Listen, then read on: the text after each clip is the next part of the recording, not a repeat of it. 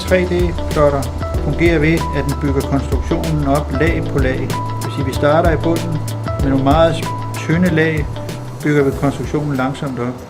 Vi mener, at det er vigtigt, at de ingeniører, der kommer ud her fra DTU Ballerup, er med inden for den sidste nye udvikling inden for bæredygtighed. Derfor har vi valgt at udvikle det her kursus, der hedder Bæredygtig Udvikling og Design, som er et tværfagligt kursus, hvor alle studerende fra Campus Ballerup kan deltage. Altså det vil sige maskinfolk, bygningsfolk, elektronikfolk, svagstrøm osv.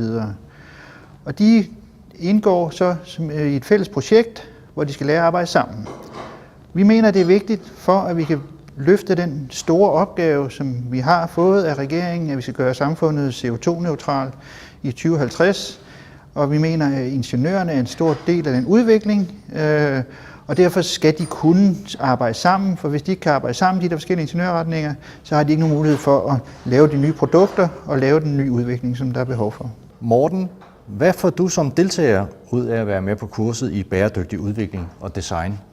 Jeg er studerende på DTU Ballerup Campus på elektroniklinjen, og på det her kursus der har vi mulighed for at arbejde sammen med andre linjer fra DTU Ballerup. Og det gør, at vi kan lære, hvordan man integrerer bæredygtighed i mange forskellige ting. Og det, der er specielt ved kurset, er, at det er os som studerende, der bestemmer, hvad for en vinkel vi vil give det. Hvad der interesserer os mest. Så hvis vi er sammen jeg er for eksempel sammen med nogen fra bygningslinjen, og de kan også være fra forskellige andre linjer, men det gør, at mit fokus bliver anderledes, end hvis jeg kun var sammen med dem fra min egen afdeling, altså elektronik. Så derfor havde vi fokus på bygningen herude i Ballerup, for at se, hvor vi kunne spare energi eller spare ressourcer i det hele taget. Hvad er det, deltagerne kommer igennem på kurset? Vi har valgt at tage udgangspunkt i en case, og vores case er vores egen campus. Det vil sige, at de studerende starter med at lave en energiscreening af stedet, hvor de går rundt på stedet og finder ud af, hvor kan vi spare energi.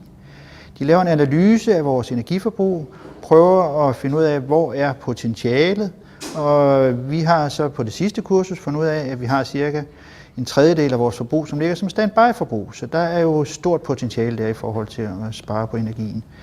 Når de så har været bygningen igennem og fundet ud af at komme med deres forskellige innovative forslag til at spare på energien, sætte nye lamper op, sætte nye skilte op, sætte nye ventilationsanlæg og styre varmen og styre eleverne og styre, hvad det ellers man kan styre for at spare på energien.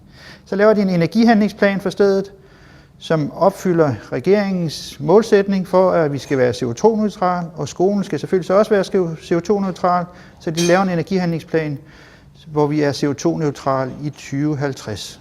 Og den fremlægger de så for ledelsen som en del af deres eksamen og driftspersonale på stedet, og de får så de idéer fra de studerende, og vi har implementeret en del af dem allerede på skolen. Har I været igennem konkrete projekter herude på kurset?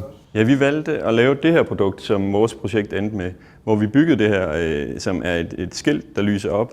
Det er meningen, det skal sidde ved døren, når man går ud af lokalet ved kontakten, hvor man tænder og slukker lyset. Så skal den her sidde på væggen, og der er en bevægelsessensor under, der gør, at den lige lyser op i 2 sekunder, når man går forbi døren. Så vores idé var, at så kunne vi få de studerende herude til at blive bedre til at slukke lyset, når de forlader lokalerne.